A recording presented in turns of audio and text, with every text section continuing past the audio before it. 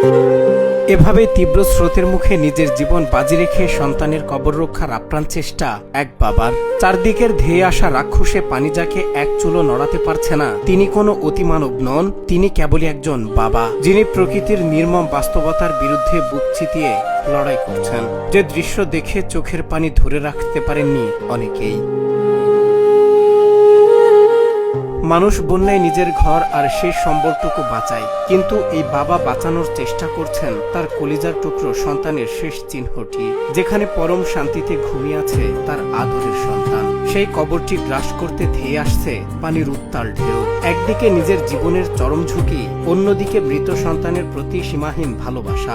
এই দুয়ের মাঝে দাঁড়িয়ে এক বাবার একাকী লড়াই আজ স্তব্ধ করে দিয়েছে সবাইকে।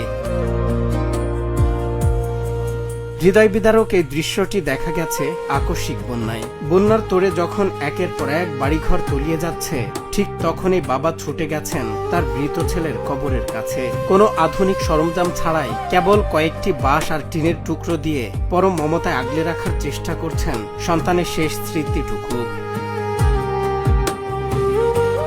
নিরাপদ আশ্রয়ের খোঁজে ছুটতে থাকা মানুষগুলো বাবার এই মরিয়া চেষ্টা দেখে চোখের পানি ধরে রাখতে পারেননি। স্থানীয়রা বলছেন, সন্তানের প্রতি বাবার ভালোবাসা যে কতখানি নিঃস্বার্থ হতে পারে, এই দৃশ্য তার এক জীবন্ত উদাহরণ। সামাজিক যোগাযোগ মাধ্যমে এই ভিডিওটি ভাইরাল হতেই শেয়ার করে কোটি মানুষ আজ এই বাবার ভালোবাসাকে ধন্যবাদ জানাচ্ছেন।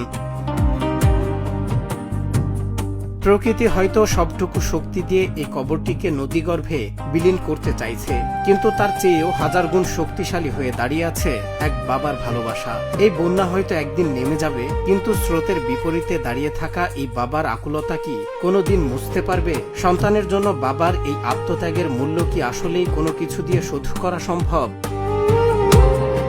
সজল বিশ্বাস, বাংলা টিভি।